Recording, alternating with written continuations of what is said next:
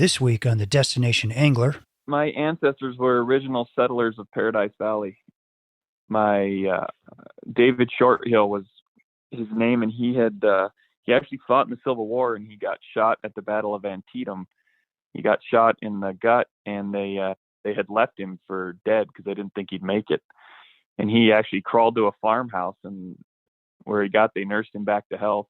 Wow. And he was an adventurous type, so he actually he was also a gold miner. So after that, and after he'd healed up, he headed west looking for gold, and he happened to come across the Paradise Valley. That's Tucker Nelson talking about his great-great-great-grandfather who homesteaded Paradise Valley, Montana. Welcome to the Destination Angler Podcast, the podcast for anglers who travel. And I'm your host, Steve Haigh. We go right to the source, the local guides and experts, to build your knowledge of top fishing locations around North America. It's a big world out there. Now go and fish it. I'm going away for a while, but I'll be back soon. Whoa, whoa, whoa. Hey anglers, welcome back to another episode of the Destination Angler, brought to you by J.P. Ross Fly Rods, makers of happiness, one rod at a time. Get outside and simply fish. And by Anglers Coffee, elevating the coffee experience for the fly fishing community and anglers everywhere with small batch coffee delivered to your doorstep. Coming up on the Destination Angler, we're headed to Shenandoah National Park for some off-the-charts brook trout fishing. And then we're headed out west to the Metolius River in Central Oregon for bull trout and more. Be sure to backcast to catch the last episode of the Destination Angler, Part 1 on Nelson Spring Creek, where we dive into the technical aspects of this challenging fishery with expert anglers and guides Jacquie and Tucker Nelson. And hey, if you like the show, remember to hit that subscribe button to catch all the Destination Angler episodes coming your way, and tell a buddy. And today, our destination is Part 2 of Nelson Spring Creek in Paradise Valley, Montana. And our guests are fifth-generation ranchers and guides, Jacquie and Tucker Nelson with Nelson's Flies and Guides. Nelson's offers an exceptional fly angling experience in the heart of Paradise Valley, one of the West's most iconic destinations. In this episode, Jacquie and Tucker take us into their world with stories of the ranching life, bear encounters, pet deer, thoughts on picking a guide, funny things clients do, and why they're not selling at any price. We even hear a great story about the famous Joe Brooks, who taught the Nelsons how to fly fish, and more stories of homesteading that, let me tell you, you won't even believe. So stick around as Jacquie and Tucker give us a glimpse of true Montana living in this unspoiled and idyllic part of the world. And before we begin, let's hear from a listener. Hope you enjoy the show. All right, well, I've got Kyle Coulon here on the phone, and Kyle is a listener from Utah. And I found Kyle. Kyle had posted a video of a very large beast of a trout that he caught night fishing, and I wanted to hear the story of that. Kyle, welcome to the show. How you doing? Doing well. Thank you very much. Yeah, good. Congratulations on this big fish. So where were you when you caught this? It wasn't really a secret spot or anything. I was just below the Flaming Gorge Dam on the Green River, so okay, maybe half mile down. Oh, that's awesome. And you fish at night a lot? Actually, that was one of my adventures of this summer. Is I started trying to do, the mousing on my fly rod on the Provo River, and I started catching a few. And then I discovered it was easier just to throw on a Rapala topwater and just pull it across the whole river. And I started catching some pretty decent fish on Provo, so decided to try it on the Green. Okay. All right. So give me the story here. What were you doing? How was the night going when you got this thing? Okay. So first of all, I went with my buddy, Nick, and we started fishing in the evening. We were catching some fish on fly rods. And then when it got dark, he kind of got cold and wanted to go to sleep. So he took off up the canyon, and then I was kind of down there just by myself for a while, and I was fishing with my flashlight because I was kind of spooked. Earlier that year, this summer, I had ran into like a mountain lion on the Provo River Trail, had a little face off with him. Ooh. And oh, geez. I had been spied on by a black bear at one point, and then So I was just kind of keeping my flashlight on, working my way down the canyon. And then I was like, you know what, if I'm here, it's already almost midnight. I'm going to go for it. So I just turned off the light. I used the red setting when I was, tying on stuff or fixing the snags and whatever. But I was just in pitch black. There was cloud cover, so there was no stars, and it was just absolutely black. And I started catching a couple decent sized fish. I was like, wow. And so I just went for it. And then I think it was almost 2 a.m. when I set the hook on something, but it had a totally different sound to it. It was just sort of this whoosh, whoosh sound. And I was like, that sounds big. You knew it was a fish, not a log. Oh, yeah, yeah. And the funny thing is about fishing in that level of darkness is the fish, I don't even think they, register that there's a fisherman there. That they sort of act as if they think they're snagged on something, or like they're fighting whatever animal is in their mouth, because it didn't move. It just sort of stayed in the same spot thrashing. And I was able to sneak up on it with the net, pull it up, and when I got to shore, it ripped straight through the bottom of my rubber net. Oh my gosh. It fit. It maybe was halfway in, and this was a pretty big net, but it only fit halfway, and I was hugging it. So I get to shore, gotta call my friend, hey, you gotta help me take a picture of this fish. Yeah, lifetime fish. Exactly. Yeah, I was just, it felt like a dream. I mean, not only was it 2 o'clock in the morning, but biggest fish I've ever caught by far. I mean, I was like, I don't know, it was unreal. So I waited for him to get down. I kept it in the water all night, and then we took some pictures and let it go. But it was just, I was tired even just lugging it into shore. That thing was heavy, and I actually didn't know at the time the official way to measure a fish. You got to pinch the tail fin together, right? So I told everyone 29 inch, but it could have been 30 plus. It was huge. 29 inches, man. Congratulations. Thank you. Well, thanks for listening, man, and keep up the good work, and hopefully we'll see another big fish of yours on the Utah Fish and Wildlife website again sometime in the near future.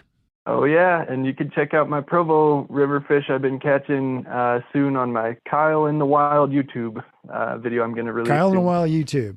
All right, very good, Kyle. Thank you. Hey, if you have a great story and want to be featured on the Destination Angler, shoot me a DM or an email. Love to hear from you. Well, I wanted to ask you, maybe this is for Tucker, like, how do you make that switch from angler to guide? I mean, there's got to be like a mental switch that goes on there. Like, I got to be comfortable with watching people fish all day long compared to doing it myself. Like, when did that happen for you? And that's a great question. I think guiding is a real easy occupation to get burned out on, because I think, you're 18, 20-year-old or 22-year-old new guide, you're like, or new guy coming in, you love to fish, you're like, oh, I'm going to guide because then I get to fish all the time. Mm-hmm. But somewhere, in those first 2 to 5 years, you start realizing you're hardly fishing ever. You don't have time to do it because you're out taking people fishing. And if you don't find that connection where it clicks, where you love to watch people catch fish, you're not going to make it in the guiding world. I think it probably happened for me. Really, it was probably about the time that we had our daughter. So that would have been 2012, after I've been guiding for about 5 or 6 years. And that's when I would, before kids, you'd have time, you'd take clients fishing until quitting time, and then you'd go fish for yourself for a couple hours before dark. And then I think as life progressed and kind of went into a different season of life there, it made me realize I don't really have time to fish anymore. Yeah. But then I really realized the satisfaction and the joy I got out of sharing that experience with somebody else. So now I'm at the point of my guiding career where, I still love to fish and catch fish, but I get way more joy out of watching somebody else. Oh, no kidding. Take what I've taught them, apply that skill, and get the same joy that I get from fishing. So, even on my days off, if I got a buddy who's not a guide, or even taking my parents out, I'd much rather take them out, or my kids. I'd much rather watch them catch a fish than me personally. And I think that's kind of the evolution of a guide. I think most guides you talk to will probably kind of give you the same thing. if they've been doing it for a while. Yeah. If not, they probably quit guiding. I was going to say, you got to get there or it's just not going to work for you until you get there. Yeah, it's kind of an evolution in the whole fishing thing. I would much rather watch somebody else catch a fish than myself. Yeah, that's awesome. And I'm curious, do you have any thoughts or tips on, well, like what makes an excellent guide in your mind? And then how do you, as an angler, you make a phone call and you're talking to a potential guide. How do you really kind of make a decision? How do you pick a guide? That is a great question. I think when I'm looking for a guide, I guess it depends on your personality first off. Yeah. I mean, guides come in all different things, all different types, because we all human, have different personalities. Some guides are going to ride you really hard all day. And if you react well to that, that's the kind of guide you want to go with. Mm-hmm. For me personally, when we're picking guides for our business, I want a guide that is able to get along with any personality. You've got to kind of be able to morph and be able to, you can't project your personality onto them. That just doesn't work. I mean, I learned that. Yeah. I love to catch fish. I think I learned that lesson early on where I used to be really intense. And I mean, I think this is what I probably had a couple clients where the lady, she didn't want to fish with me anymore. She was not happy. And it was just like, Oh my gosh. I rode her way too hard. It's kind of like a human psychology thing. It's like, she just wanted to have a good time in the boat and hanging out, So you need to be able to know when to throttle forward and throttle back. It's like, okay, this guy, he enjoys me barking orders at him all day. Or maybe this guy doesn't. Maybe this guy's got a huge ego and he just wants me to kind of, stroke that ego and get him into a couple of fishes with the talents he has. Yeah. So I think the reality when you're a guide, it's not like, a lot of these clients, you have 1 or 2 days with them. You're not going to make them an expert angler in 1 or 2 days. So your challenge is, your first thing is you have to evaluate the personality. How are they going to take criticism? How are they not going to take criticism? Because at the end of the day, you want them to have a good time. That's what you're there for. Yeah. And then your next step is, okay, where's this angler's strong points? And then you have to kind of take those strong points and mold them so that he's able to catch fish or she's able to catch fish and still have a good time. So I would say when people are, you can kind of sense of, if you get the guide on the phone who's telling you about all the giant fish he catches all the time and how great he is, it's like, well, that's probably the same attitude he's going to have in the boat. But if you get somebody who's really honest with you, I think that's the kind of guide that, for me personally, when I'm going fishing somewhere else, that's who I'm looking for. Because sometimes, when I've talked to guides, it's like, I want them to know that I've done some fishing, so, take me to a spot, challenge me, but I don't want to come across egotistical. And I want to learn something. That's like my main thing. When I get a guide, I'm there to learn. Then say exactly that. Exactly what you said is the perfect scenario. Because when I talk to people on the phone, that's what I want to hear is like, okay, I'm a seasoned angler. I do it quite a bit, but I want to learn. And that wanting to learn is huge compared to some people are like, I fish all the time. I just need to get into some big fish. Just point me to the fish. Yeah. Oh, have you got, what are some of the crazier questions that you get when people are calling in about guiding? The number one question I hate is how big are the fish that we're going to catch and how many? See, sorry, I already asked you that, didn't I? What was that? Yeah, I already asked you that question on the podcast. I have to ask that question because people want to know that. So you're like, oh, God, I got the question I hate already. Well, I don't even know them, right? Like, I don't even know you yet. So I don't know what your ability level is. And, if that's what you're going after, I normally tell people, hey, listen, we have got a bunch of great guides that work underneath us.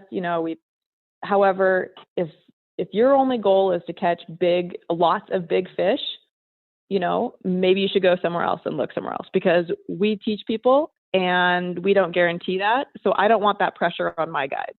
Right. We want people, our goal is to that you have fun and yes, that you learn something and yes, to catch fish, obviously that is a huge goal of ours. And I think, going down the river and if you haven't caught a fish yet or whatever on the spring creek or something, I mean, it is, and it's crunch time. Our guides work their butt off to catch fish for people. Yeah. So, that is our goal, our end goal. But if people are happy, we're happy as guides. Right. Hey, do you have any thoughts on tipping? over the years, we kind of plug it into our emails that we send out as like a typical tip is the same as if you were going to go to a restaurant, right? Like 20%. Mm-hmm.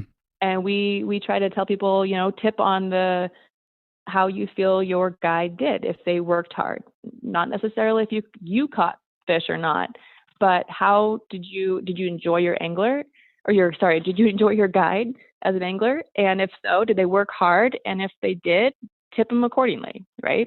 If they stayed out a few extra hours beyond all the other guides that you saw go in, and you're still out there, maybe, think about that when you give them your tip too, at the end of the day, because they still have to go home. People think that a guide's job is done at the end. When you pack up your stuff, they're packing up theirs and it's done. It's not. We go home, we have to unpack all of our things, whether we've, what we do a lot is we cook a lot of our lunches if we're doing streamside lunches like on the creek. Oh, okay. And we'll barbecue for people.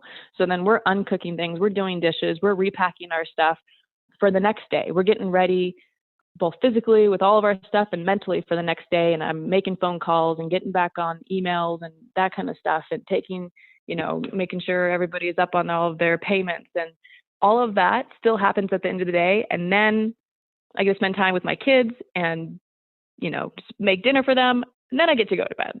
Right. Oh my gosh. And it starts all over for us.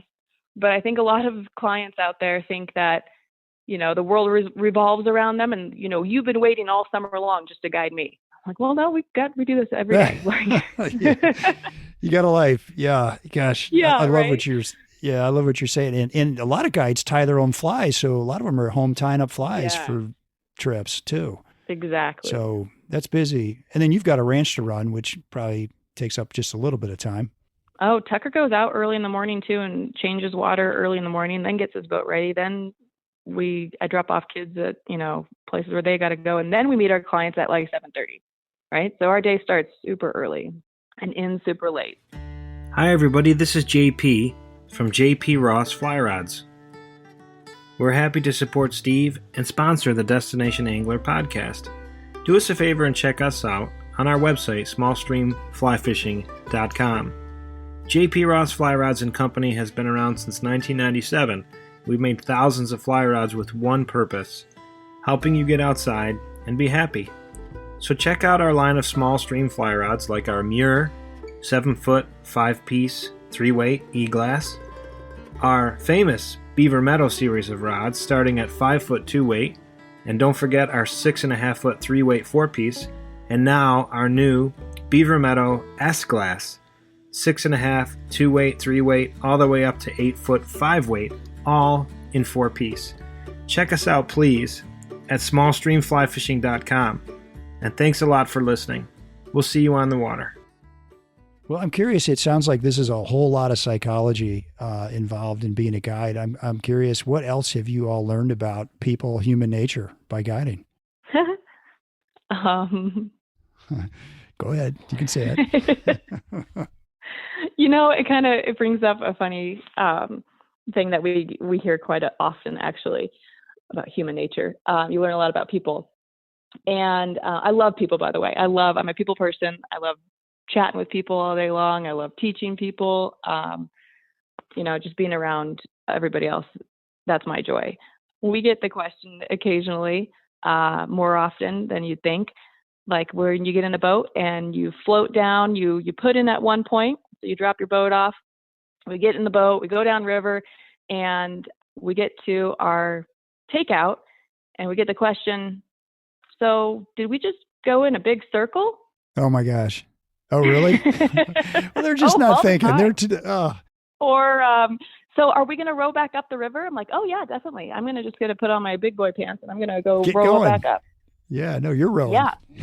Yeah, exactly. That must be somebody who's never done this before, right? Possibly, yeah. That's kind of funny. And I play with them a little bit too. I find it amusing. Or we get the question of, so when does a deer, or what elevation does a deer turn into an elk? Oh, really? We get that around here. Oh, yeah. I did a show with a guy in Colorado, and he said that this client was being guided by a buddy of his the day before, and the client showed up and says, "I'm really excited to catch some piranha trout with you today." And Jeremy's like, "Oh, that's kind of funny. What are you talking about?" And she's like, "No, I heard you had piranha trout." And he's like, "Oh, yeah, okay. So you fished with so-and-so? Yeah, right. I'm going to show you some." So he kind of let that go on all day long. Like halfway, I think he kind of let him in that he's just pulling their leg. But yeah, if you've never been out there, I guess, you'd believe just about anything, right? Right. Well, it's fun, and that you were Yeah. talking about just, people, right? You get all sorts of people, and it's a fun job to interact with those people. For sure. All sorts. Now we have the question of, I don't know if you've seen the show, The Yellowstone. A little bit. Yeah. But for all last year, the last several years now, we've been getting like, have you watched Yellowstone? Like, you're a rancher. Is that true? Like, I'm like, yeah, I first of all, we hadn't watched it. And I'm like, oh yeah, we've got a helicopter. I knew that much, right? I'm like, yeah, we got a helicopter. We shoot people and bury them everywhere. And, totally real life. So, I don't know what people expect when they come out here to Montana, if that's what they're going to see. It's based out of Bozeman, right? And Paradise Valley. That's us. Right. And it's filmed around here. Do you know where that ranch is? Where is that? Is that nearby? The ranch that they film it at? I don't know. The Yellowstone Ranch that they film it at. We are actually just started that show 2 days ago, Tucker, maybe 3 days ago. Oh my gosh. So we are, one of our clients actually gifted us the DVD sets because he was getting so annoyed that every time we fished with him, we hadn't seen it. And he was so surprised that as being fishermen and, living in Montana and the whole cowboy scene, and we haven't seen it. So he ended up just mailing it to us. We just started it. You're like, hey, I'm busy. I run a ranch, actually. Yeah, exactly. Yeah, I'd love to hear, when you think of somebody, running Nelson, Spring Creek, and ranch, it sounds super glamorous. But tell us, what is the ranching life really like? That's a good question. How much time do we have, right? Yeah, exactly. There is a glamorous aspect of it. I love what I do, especially when it comes to the ranching. And, but it's definitely not for everybody. You're pretty much married to it, I guess would be the best way to say it. There always has to be somebody around. And, every once in a while you get a feeling of animosity because, you have all these people coming to enjoy where you live and you never really get to take that enjoyment in it. I kind of, as life goes on, it used to frustrate me a lot more. Now, I think there's a purpose here, and we're put here to be stewards of this place, and being a steward of it is a lot of work. It's day in and day out, every day of the year.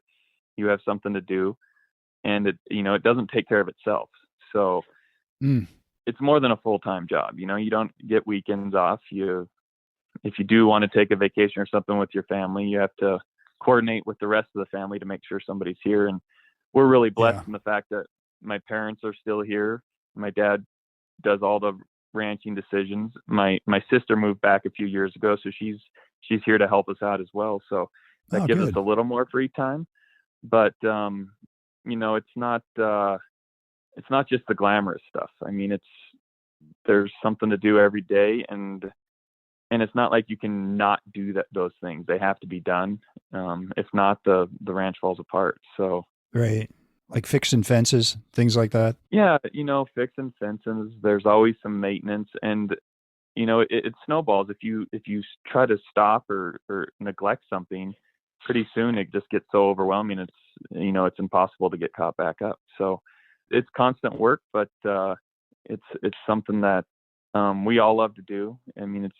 We've been ranchers for generations, so I think especially we're fortunate with there's not a lot of family ranches left. You don't see them that anymore. So we're blessed with that. We have all the family here, and we're all able to share different responsibilities and still make it work.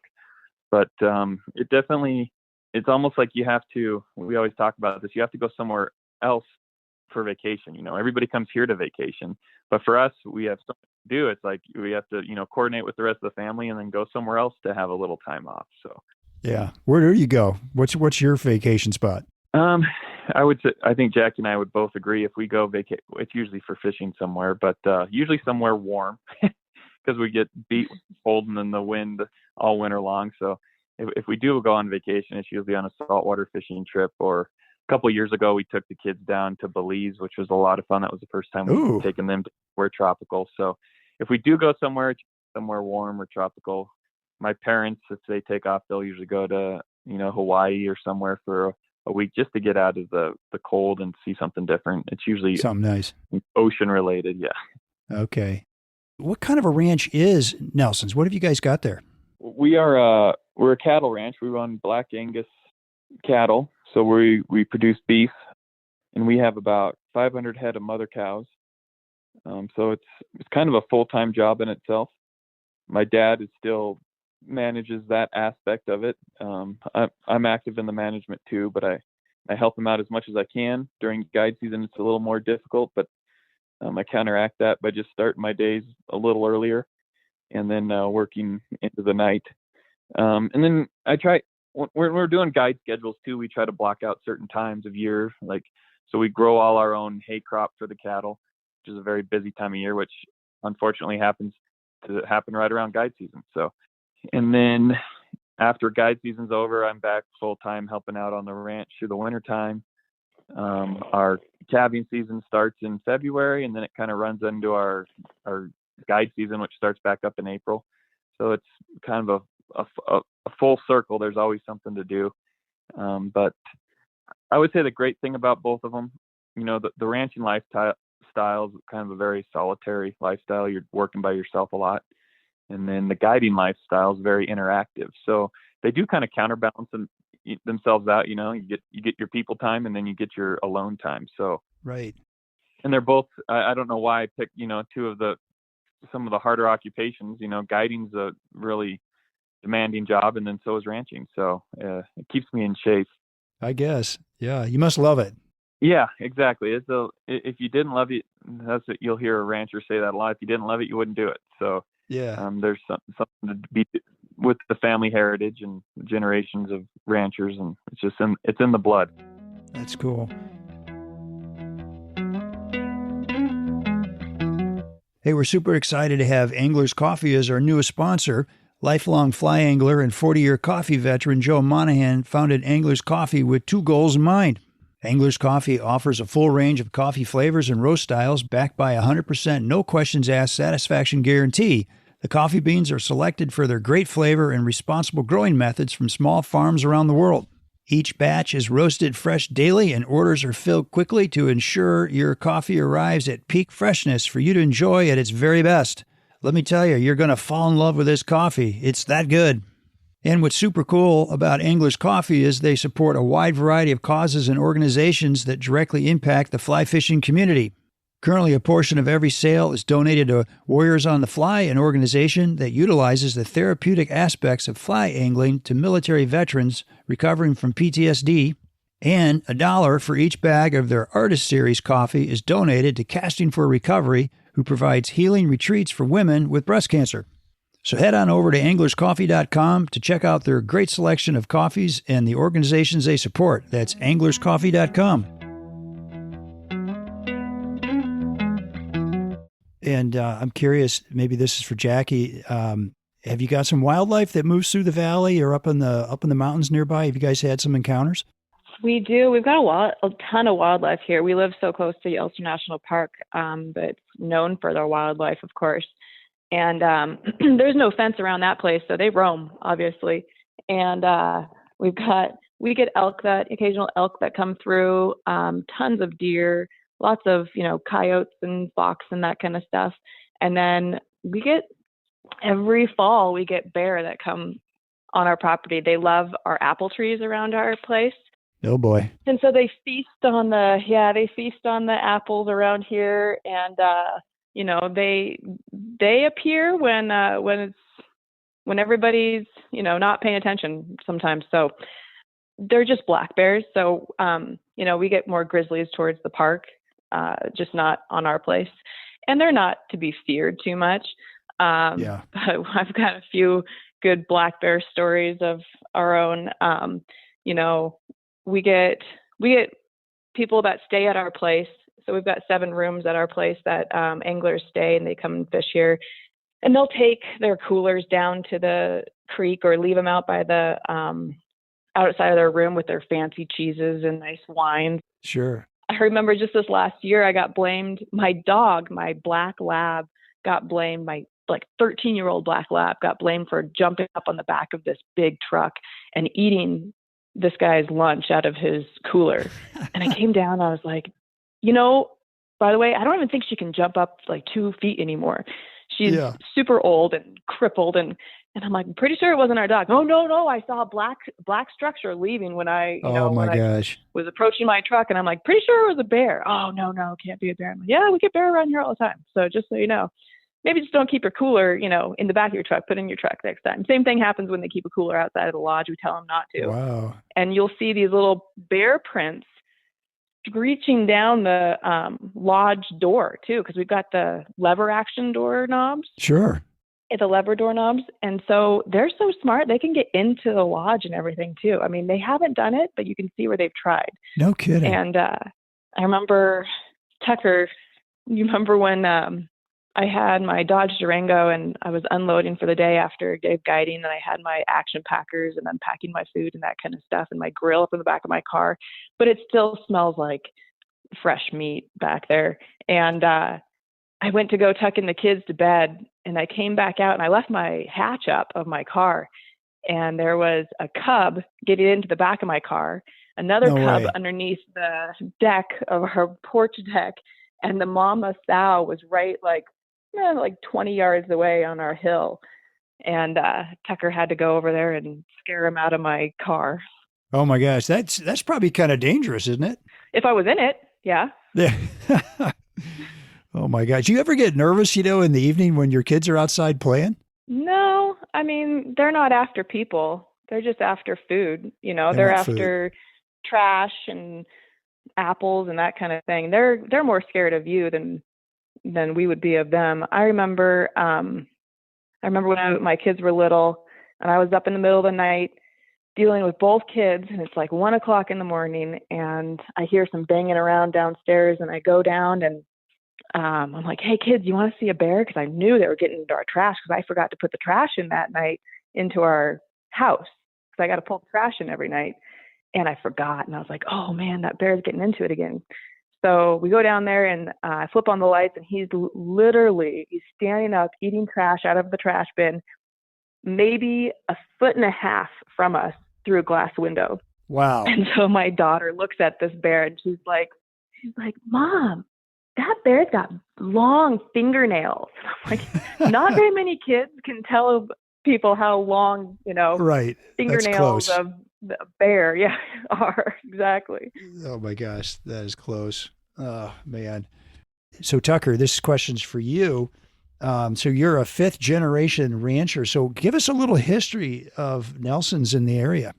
Yeah. So my ancestors were original settlers of Paradise Valley.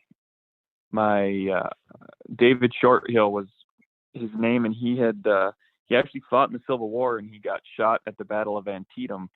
He got shot in the gut, and they had left him for dead because they didn't think he'd make it. And he actually crawled to a farmhouse, and where he got, they nursed him back to health. Wow. And he was an adventurous type, so he actually he was also a gold miner. So after that, and after he'd healed up, he headed west looking for gold, and he happened to come across the Paradise Valley. And there's a canyon that comes out of Livingston to the Paradise Valley, which was notorious for ambushes. And he'd found about, I think it was $7,000 or $9,000 worth of gold dust, him and his party, and they were headed back towards Livingston, and they got ambushed by some natives, and one in his party got scalped, and all the gold dust got stolen from him. And then he retreated back to Paradise Valley. They kind of recuperated. And then I guess it's the crazy mountain man in our blood, but a couple years later, he always remembered Paradise Valley. He went back, got his family, and brought them out here, and they settled in the valley. So he was the first white settler in Paradise Valley. Really? And is this a relative of yours? Yeah, it's my great grandfather. And there's actually there's a cemetery where all the family members are buried on the place where he settled, which is not on the place we are in now. It's up the valley more. Okay. And then the Nelson side of the family moved out here in about 1880. They came actually straight from Sweden, and they kept heading west, and they also ended up settling in the valley. And that's kind of where the family roots in Paradise Valley started. Interesting. And how difficult was life back then in the valley for those people? I mean, it was tough. I mean, even in, my grandparents' generation and great grandparents, I mean, they were, they basically lived on wild game and what they grew in their gardens. Life was tough here back then. They lived in little tiny homes trying to stay warm, but it was just that, I guess that mountain man or that explorer kind of genetics, I guess, that they had, and they powered through, and then just through the generations. But I guess that, they didn't know a lot of different. There's a funny story. Even back when when my dad was young, they still had like a horse-drawn carriage that they would use to get up to the top of we lived down a 1-mile road at the bottom of it. So they'd have to go to the highway to catch the bus to school in the morning. So they'd take the horse-drawn carriage, and they had a pet deer that would sit on the horse-drawn carriage with them. A pet deer. Okay. A pet deer, yeah. So they tie the horse up at the top of the lane, and some reporter from the New York Times or something had driven by and taken a picture of them sitting up there waiting to catch the bus. Yeah. And so it made national news, and then people started sending my grandparents checks. They always got a kick out of that because, they thought there was poor, impoverished people back here in Montana, but they were just living life. They thought it was the funniest thing. That is kind of funny. Okay, and it's from the late 1800s. Well, like, what kind of happened to get you to the point where you ended up with a spring creek full of fishermen? Yeah, so just everything kind of fell into place, and so we were just kind of agriculture people, living off the land, and my grandparents got married, and my grandfather grew up. It was a part of what Nelson Spring Creek Ranch is today, but it was kind of the place right next door. It's where my grandfather grew up. And then when he got married, this place next door, which happens to be where the Spring Creek is now, came up for sale. And my great grandfather bought that to add to what is Nelson Spring Creek Ranch today. And and that was right after my grandparents got married. And then the Spring Creeks were kind of known about. Dan Bailey was just starting to come into this, or was in this area then, just starting to fish around. So he kind of knew about the Spring Creeks. And Joe Brooks, who was pretty famous for fishing back then, made a trip out west and met Dan Bailey. And Dan Bailey's like, "Oh, I've got this really special place on this rancher's property that I know about. I'll introduce you to him." So he introduced him to my grandparents, and my grandparents, and it would be Joe and Mary Brooks, became great friends. No kidding. So can you just tell us a little bit about Joe Brooks? Like, people ought to know who that guy is because he's a super famous angler, but he passed away in 1972, right? Yeah, he actually had a heart attack on our property, and he died. Was on your property, really? He was on our property, yeah. It was he like and if you read some of his books, he was a famous fly fishing author. It was the American Sportsman, I think, a television show. He was on that, and he really popularized, especially saltwater fly fishing, and Argentina. He was a traveling angler, and he was my dad kind of remembers him as a grandfather because he was around quite a bit before he passed away. No kidding. Yeah, and he actually, when he first met my grandparents, there was just an old bunkhouse on the property with like a dirt floor and just a little lamp that hung down.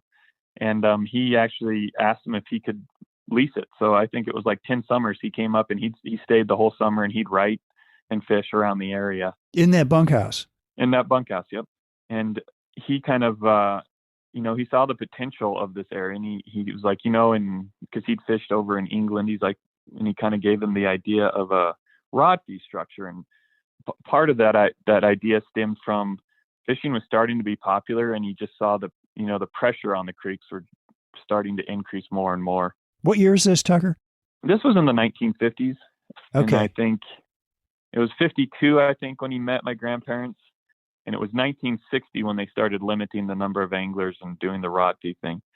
But my grandparents always told the story, when I think they were sitting around dinner one night, and he brought up the idea of doing this. And my grandparents thought it was the funniest thing. Like, what? Who the heck would ever pay to go fishing? And lo and behold, it turned into what it is today. And really, it's kind of it's what's been able to keep us in this valley, still with our agriculture heritage, and allowed us to raise our families and be good stewards of the land. So it's a moneymaker. It's really this idea that Joe Brooks. Yeah, exactly. It's kind of what, I would say with the agricultural life, especially in a very expensive area, which wasn't at the time, but is now that we live now. And just living off a herd of cattle with 3 families on a place, I don't think you'd be able to make it work. But through the foresight of Joe Brooks and my grandparents, we've been able to make it work. What were rod fees back in 1960? Any idea? Yeah, I think they started out at $5 a day. $5 a day. Okay. Yeah, and it was initially kind of instituted as a way to control the numbers of anglers out there, and then right. it really is kind of a conservation measure. It helps us. We put in the lodge and everything to help, so we can keep 3 families on the place, but it also helps us. We do restoration projects on the creek quite often. We're always monitoring the creek, and we see something wrong, we fix it, fenced all the cattle out. So it really is, it's a mean of conservation to preserve the creek. And not only that, but preserve this open space we're on. We try, we don't, it would be easy to sell tomorrow to some subdivision, but that's the last thing we want to do. Good for you. Montana is known for its open spaces. Right. Because of ranchers like you. Yeah, exactly. So, and, it just take a phone call, and who knows, like there's really no price that you could put on it that we'd take anyway. My grandparents used to get offers on it all the time, and they'd be like, no, we're not really interested in money, or we wouldn't be here anymore. We're interested in selling. And, exactly, being stewards of this place, and it's been handed down, and we feel responsible to keep that going. Yeah, good for you. I've always read that ranchers are the true conservationists.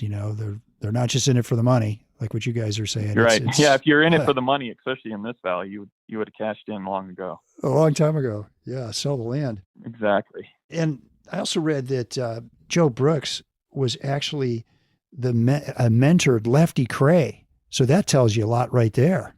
Yes, he was. Unfortunately, he passed before I was born, but just listening to my dad, he was very beloved by my grandparents and the whole family. And he taught my grandparents how to fish. My dad was pretty young when he passed away, but he can remember fishing with Joe Brooks. Oh, that's special. And he was really a stand-up guy. Yeah, right. Now, how did the movie change things for you guys out there? The river runs through it. It's funny. It was right after that movie, the fly fishing just exploded. Like, I think before the movie, they had anglers come out here, but it was more like the serious people who were really into the fishing who kind of knew about it. And after the movie, it was just like a whole influx of just tons of people wanting to try out this new sport. Yeah. And so it kind of like in the 90s, we look at our old booking records. It just skyrocketed. The Spring Creek was pretty much full from April until the end of October every day. And then, it kind of did this big peak, and then it kind of started tapering off again. And I would say in the last 10 years, it's just exploded again. Huh. And it kind of ebbs and flows, but this new explosion of fly fishermen, I don't know if it's going to continue going up, or we'll have to see what happens. Right. And Jackie, where did you grow up? I grew up in Washington State, over on the West Coast. And I came out here to Montana to go to MSU in Bozeman, and got a degree in agriculture, and went to school at Tucker. And that's where I met him, and everything else is history. How about that? Haven't gone back to Washington, and don't plan to, but. And were you into fishing from the get-go, or what were you kind of into? So I think I did every outdoor activity and sport other than fishing growing up. Huh. So I never touched a fly rod before I came to Montana. I did just a few times. I went gear fishing a couple times, but wasn't really into it. I kind of looked at it like I was more extreme sports. I did like motocross. I did wakeboarding and snowboarding and just anything exhilarating, right? And then a bunch of team sports too. But loved the idea of Montana with the open spaces and the cowboy culture and that kind of thing. That's what drew me out here. And I never thought of ever going fly fishing, to be honest, because I'm like, who would stand in the middle of the water and wave like a wand back and forth and catch a fish and then release it? Like, that did not appeal to me whatsoever. Yeah. But I met Tucker. Okay. And he pretty much taught me everything I know now when it comes to fishing. And, you know, it was something to do outside. As long as I'm outside, I was enjoying myself at that point. And then I, you know, caught on to it and started really liking fishing.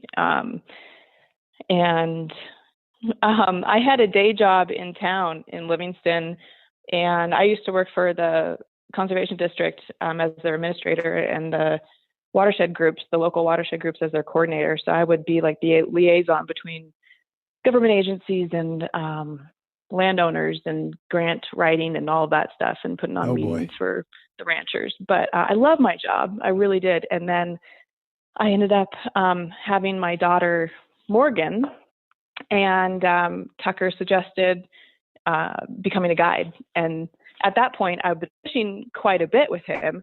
And, you know, lo and behold, the fact that we've got a spring creek in our backyard, which is the best classroom you could offer, you know, anybody. I was learning on the spring creek, so started guiding on the spring creek. That was a little over 10 years ago, really. I started. Nice. And then quit my day job and continued guiding, and so I could be kind of a stay-at-home mom in the wintertime and guiding in the summertime. That's so cool. That's great. And Tucker, I hear you've got a story about your first guide trip ever. Yeah, I think my first guide trip must have been like 2004, somewhere in there. And we have some lakes that we fish up by White Sulphur Springs, Montana. Yeah. So I knew, I'd fished them growing up, and I knew them really well. And so that was the first guide trip I took, and I took my clients up there, and I was really nervous. I mean, the first guide trip, you want to be a people pleaser and trying to do everything you can. And I was running around helping them get set up and everything, and ran back to my truck and pulled on the latch, and I'd locked my keys in my truck. And now White Sulphur Springs, where these lakes are, they're 2 hours from here. There's no cell service. So there's basically really nothing up there. So you talk about a sinking feeling of now what? Oh, man. So I had to man up and turn around and be like, well, guys, I'm sorry, but I locked my keys in my truck. Oh, and fortunately, they had some of their gear out, so I was able to go through their boxes and kind of get them set up. And then I talked one of them into giving me a ride back to the town there. That actually, at that time, there was a payphone. So I was able to get a ride back into the town, and then I called home on the payphone. And fortunately, my dad, he jumped in his rig and he drove all the way up there and gave me a set of keys. But that was kind of my introduction into the guiding world. So all your stuff was in the truck. You couldn't even like get the rods out or anything. Yeah, all my stuff was stuck in the truck. Yeah, I mean, it was like, do I break out a window? But I think one of the guys on the trip was like, no, don't do that. I'll just give you a ride. Oh, but, nice of him.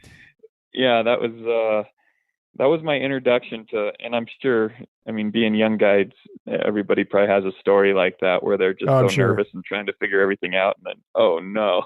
Oh my God. Did you get a tip that day? I don't even remember, You don't remember? I was so embarrassed and humiliated that. Yeah. Oh my gosh.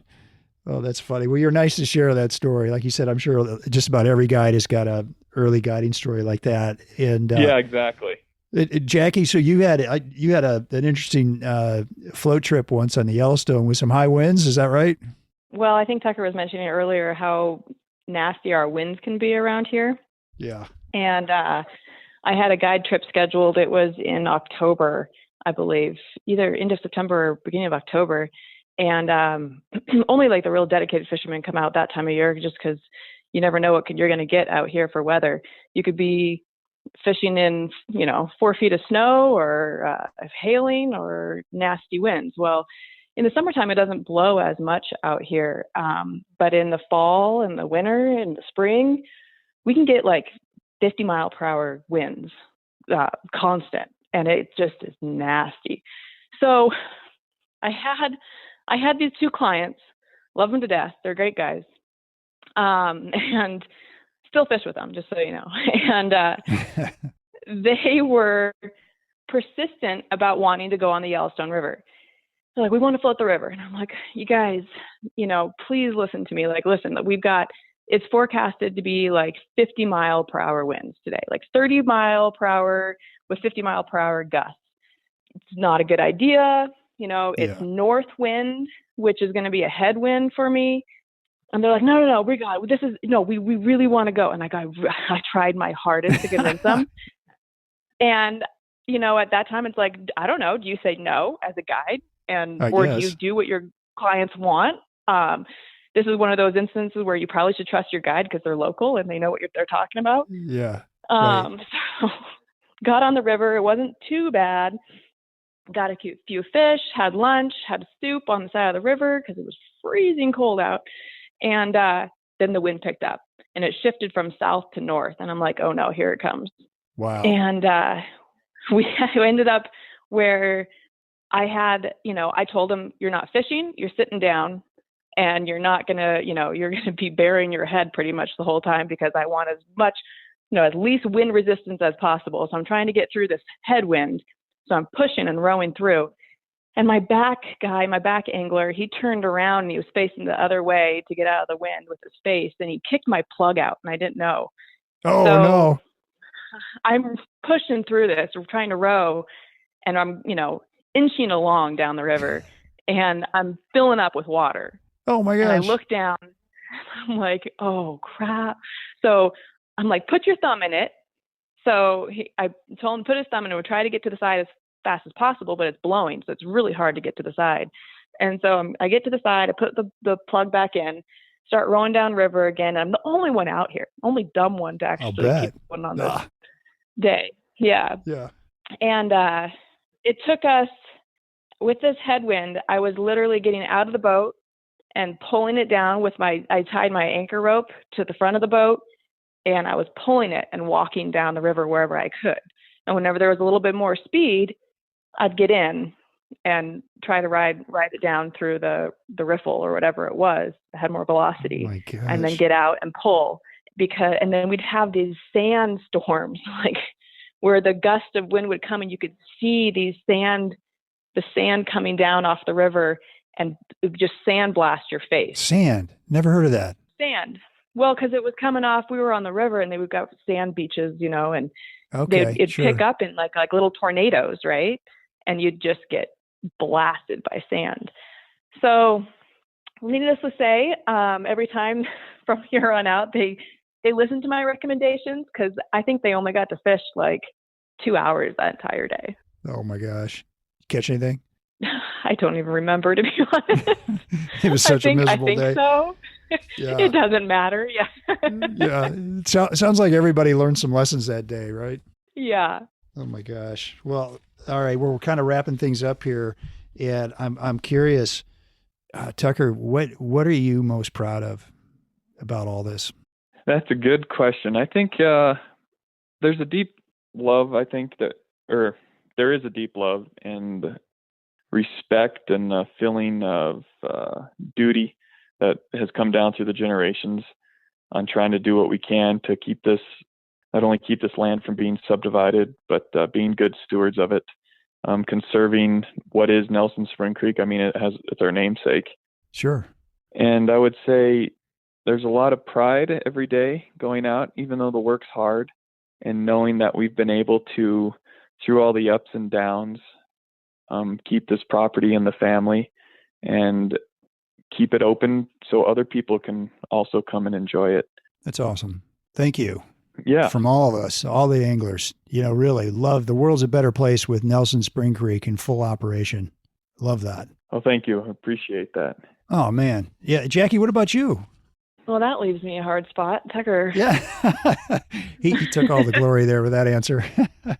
Yeah, he did. What am I most proud of? That's the question, right? Yeah. Yeah. Oh, man. I guess on the fishing side of things, I'd probably say what I'm most proud of, I think of my kids, right? Yeah. And my family and where we live and what we do.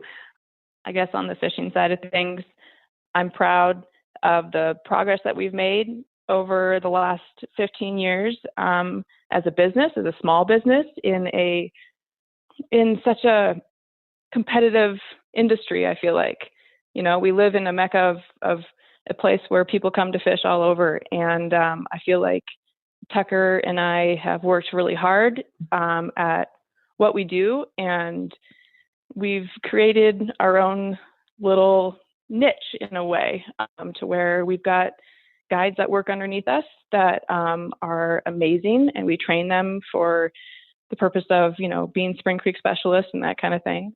And we have a small fly shop that is also a little different than everything, all the other fly shops. There's a ton of fly shops in the area, and we try to specialize in locally made items, giving advice and having things that some of these other stores don't have.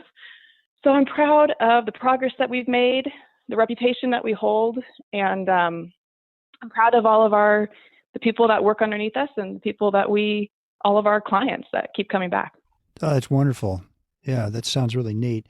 All right, one last question. What's your favorite angler-friendly watering hole eating spots in the valley there? What do you think? Well, okay, I gotta give you a little prelude to this, because Tucker and I don't get out. Okay.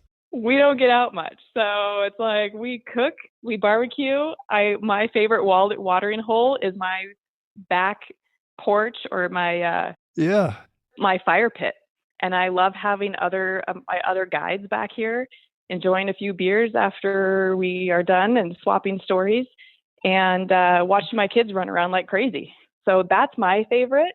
Yeah. And like a home cooked meal, because we don't get out. We don't That's have time awesome. for that. Oh my, can you top that, Tucker? That's a pretty good answer. Yeah, she pretty much took the cake on that one. Okay. Oh my gosh. Well, you guys are really great to be on the show. Thank you so much. I appreciate it. Yeah, thank you. I appreciate you calling us and giving us this opportunity to get our word out there. You bet. You bet. Yeah, thank you, Steve. And I appreciate your interest in all the different things we do here. And hopefully we were able to offer some good information. Oh, yeah. Yeah. I thought it was great. What's the best way to get in touch with you folks? You can call either one of us. I love talking on the phone with people because I get to know people a little bit better. So if people are looking to book a trip with us, calling us, but, visit our website, and that will give you a bunch of information of what people need to know before they book a trip or where you guys want to go. I mean, if people want to just come fish the Spring Creek, it is a separate website, but we have all that information on our website as well. So it's a separate booking process if you want to just book the creek. But if you want a guided fishing trip, that's when you go to Nelson's Guides and Flies. And okay, we can take bookings to the phone, through the email, or our website. Gotcha. I'm sure if they Google Nelson Spring Creek or Nelson's Flies and Guides and Flies, they'll find you, right? Correct. Okay, wonderful. All right, well, I wish you all extraordinary success in all your adventures to follow. And folks, thank you for listening. We'll be sure to post some pictures of this area. I've already got some great pictures from Jacquie and Tucker of the area. So you want to check that out on our Instagram and Facebook pages. You can DM me or email me with comments and suggestions at shaig50@gmail.com. And if you like the show, hey, tag a buddy and tell them about it. As always, our music is by our Brothers Fountain, and hope you enjoyed the show, and we'll see you again soon. Tight lines, everybody. Well, I'll go from the land to the shining sea. But I know there's more to life than what the eye can see.